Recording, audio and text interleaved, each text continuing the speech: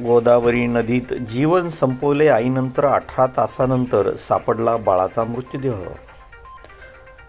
पैठण शहरातील पूजा प्रभाकर होरकटे वय 29 राहणार पैठण या महिला डॉक्टरने मंगळवारी दिनांक 1 आपल्या 6 महिन्याच्या बाळासह पाटेगाव येथील गोदावरी नदीतून उडी घेऊन आपली जीवन यात्रा संपवली होती।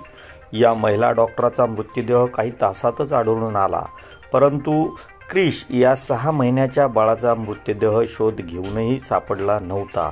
अखेरीस या बाळाचा मृतदेह आज सापडला। पैठण पोलीस निरीक्षक संजय देशमुख यांनी अग्निशमन दलाच्या जवानांना बुधवार दिनांक 2 सकाळी पुन्हा पाचारण करून शोधकार्य सुरू केले।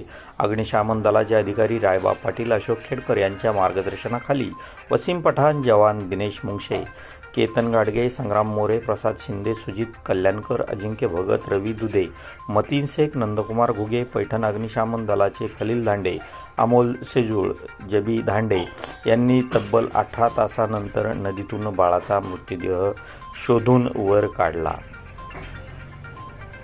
आपण पाहत आहात न्यूज लोकमंचसाठी वृत्तनिवेदक विजय